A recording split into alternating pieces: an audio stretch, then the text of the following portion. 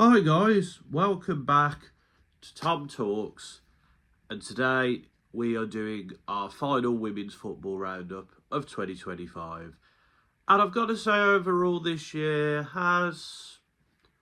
it's been pretty good. England women won the Euros, United have got into the Champions League. Obviously would have been nice to win that cup final, but you can't be too greedy, can you? Unless you're a Chelsea fan, of course. Been a decent year for me as a women's football fan. I can't complain too much. But we're going to cap things off with a look at the last two games. Champions League Cup roundup. We're going to look a bit more into transfers, which I said on the last video. And we're going to look into a few sackings. So yeah, let's just get into it. United concluded their Champions League campaign with a 1-0 win over Juventus. Rolfo laying the ball off nicely to Jess Park. And we defended really well in this game. It's our first clean sheet since it's been a while, to be honest. But to keep a clean sheet in Turin, I think is great. To get the win in Turin, I think is a fantastic result. Jess Park was brilliant. Rolfo was good. I think defensively, as I said, Gabby George in particular had a pretty good standout game. Got to give her credit. Fallon made some good saves as well. Obviously, probably should have got another goal or two, that was a penalty. When Turner was barged over, that was a penalty. I don't know how the ref or VAR missed that, but we still won, so it's not the end of the world. And we've secured, we already had a playoff spot secured. I kind of knew we weren't going to get the automatic thing. It would have taken a minor miracle.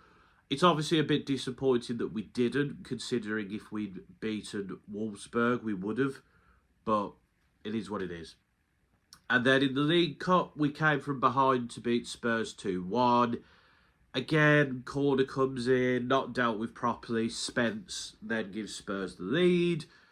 But we keep on up. Obviously, again, another couple of chances in succession in the first half. Hits the crossbar, gets cleared off the line. I was like, here we go again.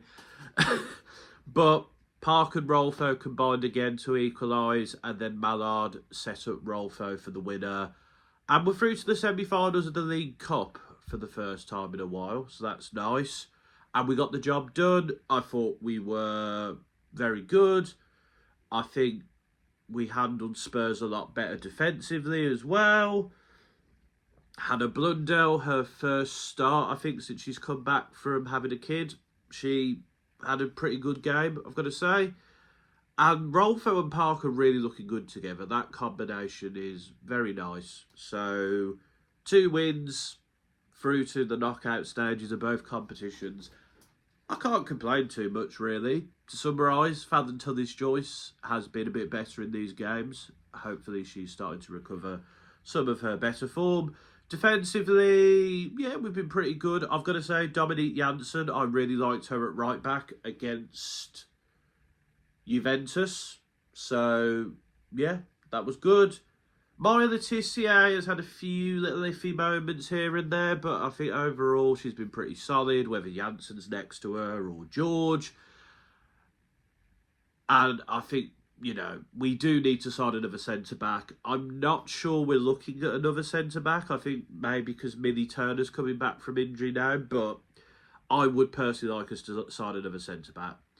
Anna Sandberg continues to be great. She has been one of our most consistent performers this year. Really, really enjoyed watching her. Fantastic footballer, defensively and in attack. Miyazawa continues to be very good. It looks like she's going to sign a new contract, which, great. Give her what she wants. She's consistently very good. She plays a lot. She is the rock of that midfield. Yeah. Zigotti Olmi, I've got to say, hasn't been as great as she was at the start of the season. I am maybe a little bit concerned there. But I think, we've got players like Simia Wujo and like Lisa Nolsund who can fit in there. So I think we've got a decent amount of depth there. Etherton is picked up a hamstring, some sort of hamstring injury. So hopefully she's not out for too long, because I guess Jess Park can play there, and she did play there very well against Juventus. But I guess then we have a spot missing on the right-hand side. So, again, we need more depth, which I've kind of already said. Fridolina Rolfo's really coming into her own now. She's been really good. I really can't complain about her. Mallard, I mean, she got an assist against Spurs, but both her and Turner need to get their shooting boots on a bit. Like, Turner hasn't been great in the WSL and has struggled really since the start of the season. Mallard has been decent enough, and obviously she's going to beat her best goal-scoring talent for United, but I just feel like they need to be a bit more consistent, because, you know, Park and Rolfo are great, and obviously it's nice to see them get amongst the goals, but we need our forwards to be doing that too. So, going into the second half of the season, we are fighting, of course, for top 3. We'll see what happens in the FA Cup. The League Cup is an opportunity for a trophy. We'll see if we go for it. And then, of course, the Champions League, you know, we have a reasonable playoff to come. We'll get more into that later. So we should be getting to the quarterfinals. So, yeah, we'll see how that goes as well. But overall, it's been a decent enough half the season for United. I think I probably am a little bit disappointed, because I thought maybe we could challenge for the title this year. But I don't think that's going to happen now. To be honest, it looks like it's City and Chelsea going for it, and us, Arsenal and Spurs battling for third. So our next games to come that I will be covering, and they're in January. They're, you know, a few weeks away now. We got Arsenal away in the league. That's going to be a very difficult game, and a game we can't afford to lose. A game we probably need to win, just so we can overtake Arsenal in the league. It's going to be a difficult one. You know, Arsenal aren't quite hitting the heights, but they are playing a lot better. And, you know, Olivia Smith's doing really well for them now. Beth Mead's doing well. Russo, Blackstenius. They've got a lot of talent in that team. And Leah Williamson is probably going to be back soon as well, so that will really strengthen their back line. Not going to be an easy game, that one. And United will have to put on their best showing to win it. And then we got Burnley at home in the FA Cup, which we should be winning, really. Hopefully an opportunity to give some players some game time, like Marion Griffiths, Middleton Patel, for example, Turner, Blundell, Knowles, and etc. And then, of course, as well, in January, we've got Arsenal away in the League Cup, which, of course, is not going to be an easy game. And then we got Villa away in the league, which Villa will be an interesting one. They are a good team. They've picked up some decent points. They've got some good results. So that will not be an easy game, as it was last season. We will now move on to some transfer rumours. So, outside of the 2 that apparently have been confirmed, but not confirmed by the club yet, we were potentially looking at Pernille Harder, but I feel like that's probably not happening now based on the other transfers that have apparently basically done. And outside of that, I've not really seen any other transfer rumours, to be honest. So, I think we have quite a few players out of contract in the summer. Etherton, Hannah Blundell, Leah Galton, Lisa Knowles and Rachel Williams are the ones that I can remember off the top of my head. Did I say Leah Galton? I'm not sure. But to be honest, a lot of those players, might be time to move on from them. I feel like Leah Galton is not the player she once was, and I think we should be looking for better in that position. Rachel Williams is obviously past it. She, I imagine, will be retiring at the end of the year. Lisa Knowles can be a decent squad player, but I just don't think she provides enough for this team. And then Ella Toon. I've seen some people say we should let Ella Toon go. I'm not sure that should be the case. I mean, she's not had an amazing season, but I think she just needs some competition, maybe a bit of time to just sort of get her A game back together, because she's been all right this season. Just she's not been at the levels of like a lot of our best players. So we'll have to see what happens with those, the outgoings. But in terms of the incomings, we are getting a new right back, so that's very good. I did say that Jade Riviere needed some competition, and she will be getting that from Hannah Lundqvist, who plays for San Diego. She's also played for AIK, Hammarby and Atletico Madrid. She's a Sweden international, so she'll have played with Zigotti Olmi and Sandberg and Rolfo. And this season, she's had 1 goal and 3 assists. In the last 2 seasons, she's had 3 goals and 5 assists. So she can provide goal contributions from attacking positions as well as defensively.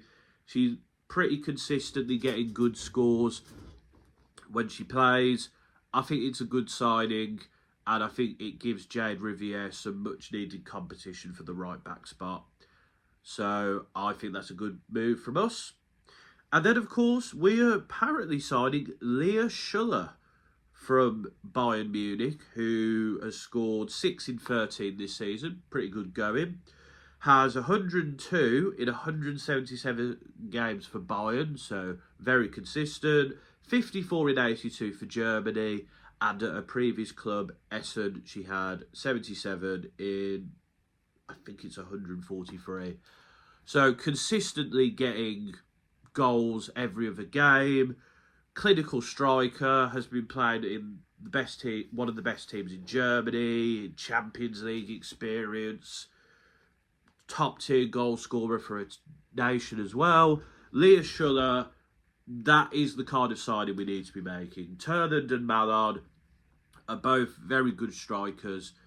They've not been hitting the heights enough in recent times, and I think that is a really big statement signing to sign Leah Schuller as well. So I'm really excited about those 2 signings, in particular Schuller. And I think it's good business for the club.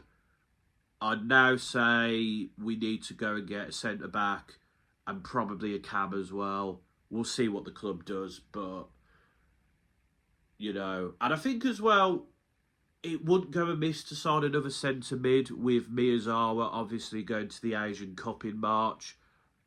She will be a big loss then. But we'll have to see what the club does. But these 2 signings, both good signings, both smart bits of business, and I'm excited by them. And I'm excited how they will develop the team and make us a better squad overall. So, props to United on those 2. We'll have to see if we make any other signings in January. Fingers crossed. In managerial news, Rita Guarino has replaced Rhian Skinner as West Ham manager. West Ham haven't been doing too well, so I get it. And this manager has won Serie A previously for Juventus, has been the Inter Milan women's manager as well. This is a good coach. This is someone who hopefully will get West Ham playing a lot better. And I think, you know, it's probably a good time for West Ham to change manager. You know, they're out of the League Cup now. So there's the FA Cup to come. And I think, you know, they've got a little bit of a gap between them and Liverpool. So I think making the move now is a smart idea. And as well, London City Lionesses have sacked Jocelyn Preacher. And I've got to say, I think this is a bit harsh. London City has just got promoted. This manager got them promoted. They're doing decently. They're like best of the rest. They're not near the top 3 race, but I think they're doing quite well. I think maybe not getting through to the League Cup quarterfinals, they'll be a bit disappointed by that, but they're doing quite well in the league, and maybe the owner has some big ideas of what's going to happen, but realistically, I know they've got a very talented bunch of players with lots of experience, but you're not going to be challenging for Champions League in your first season promoted. It's just not going to happen. Like, your team has to get used to playing together, get used to playing in the WSL, and, you know, the quality and the depth in the squads at the top. I mean, Spurs maybe doesn't quite have the strength in depth of some of those other teams, but they've been playing in this league for quite a while now. So I think it's a bit harsh, really, and I think it probably shows the owner's ambitions, and maybe in retrospect we'll say, Joel, that's the right decision to make. But I think London City, realistically, sacking their manager halfway through this season doesn't really make sense. Because, I mean, even if they did quite well, I don't see them being able to do well enough to be able to challenge for the top three. So I think this is a bit harsh. And hopefully their manager gets a good job, well, their ex-manager now, because he's done a good job to get them promoted and playing pretty consistently well as the best of the rest team in the WSL. So, yeah, we've had 2 managerial sackings now. But I think it's a bit harsh, personally. But let me know what you think in the comments, of course. So, we'll round up the Champions League now. Bayern beat Werder 3-0, comfortable win. Arsenal comfortably beat Leuven 3-0 as well. Lyon beat Atletico Madrid 4-0. I thought that'd be a draw, but the red card kind of helped Lyon there. Barcelona finished things off with a 2-0 win away at Paris FC, with Vicky Lopez scoring and assisting.